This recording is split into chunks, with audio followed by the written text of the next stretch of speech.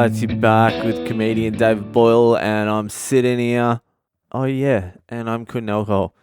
But I'm sitting here, there's about an hour and a half to go before I have to catch this flight to fucking Malaysia and then to India. And I haven't done anything, I haven't packed, I've just been at a gig. All night, and instead of rushing home and doing all the things that I definitely 100% definitely need to do, I decided to hang out for 2.5 hours talking shit with comedians, which was definitely the right decision. So I'm just going to have to buy some new shit over there because I'm going to fucking forget a lot of things, I can tell already. It's already past the point where I'm like, I have enough time to do everything. It's past that. And I'm still procrastinating. I'm still just chilling, sitting here, just having to talk into a fucking mic. You know, lazily just going about my day. I'll tell you what, this is what happens with comedians. Well, this is what happens with me. I'm not going to fucking carpet bomb every comedian with it.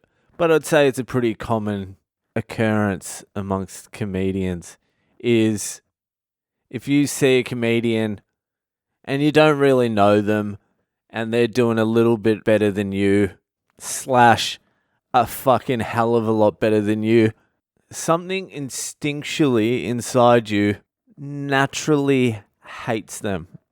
Like their comedy sucks, they're a piece of shit human being, nothing they do is good, you despise them, and you wish bad things upon them. And then what happens is you get put in a situation where you speak to them for longer than like a minute and a half, and then you realize, oh, this guy's fucking sweet, I actually like this guy, we've got a lot in common.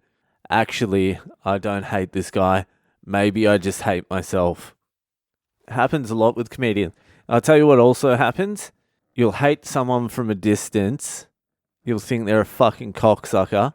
And then you'll get thrown into a circumstance where you get to speak to them one-on-one for like a minute. And then you realize your instincts were correct. They are a fucking cocksucker. That also happens a lot in comedy. But I was hanging with a comic tonight I probably resented from a distance for no good reason. Besides he's black. Alright, that's a joke. That's reason enough though, isn't it? That's a joke. Am I bombing? Am I bombing my own podcast? It feels like the crowd's turning on me. Don't turn. I've got some good shit coming up. That's what happens. You're digging yourself a hole because he's black. I did that tonight. I sort of dug myself a little bit of a hole because the crowd tonight, I would say the average age was about, it had to have been 60. There was some old cunts in that crowd. And then the headliner was like 70 or something like that. It wasn't my demographic, let's put it that way. I do this bit now about how there's no hot air hostesses on the airlines anymore, because they've all got old and the airlines can't just fire people for getting ugly. And I try and make the argument that they should just be able to fire them as they get uglier.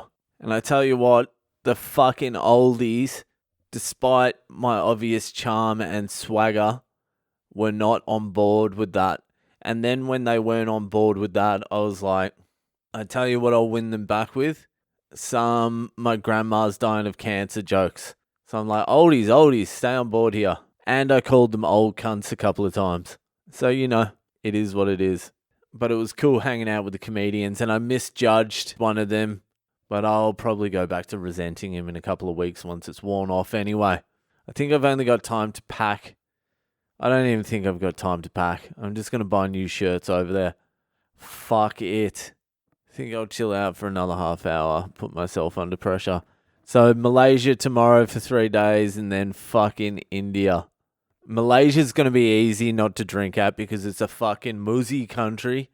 I've been to Malaysia quite a few times, and the booze there is fucking expensive. Not as expensive as fucking Singapore, but it's still fucking expensive. I remember paying $18 Australian for a pint somewhere. I was like, this is fucking outrageous.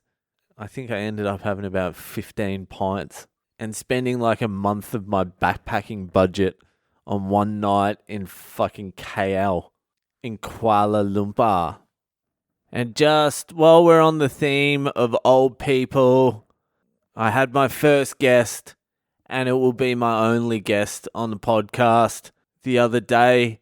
It was just a quick little interview, and you can listen to it now. My first, and it will be my only guest on the podcast, my nana, Stefania Prach. She probably wouldn't like that, actually. Stefania Boyle. Enjoy. Okay, Nana. Okay. Okay, Nana, this is... Yeah, this is for my show. It's not Vine. So, I don't have guests on my show, Nana. You're the only guest I've ever had, and you're the only guest I'll ever have. Unless I get someone cooler than you, you know? Oh, Yeah. So, just say hi to everyone. Hi, everyone. How are you all? All right. That's enough. That's enough. Oh, that's how it goes. Yeah. You can't just talk for hours. You can talk for hours. Oh, Thanks, Nana. Thanks for having me. it was a pleasure, David. Love you, Nana.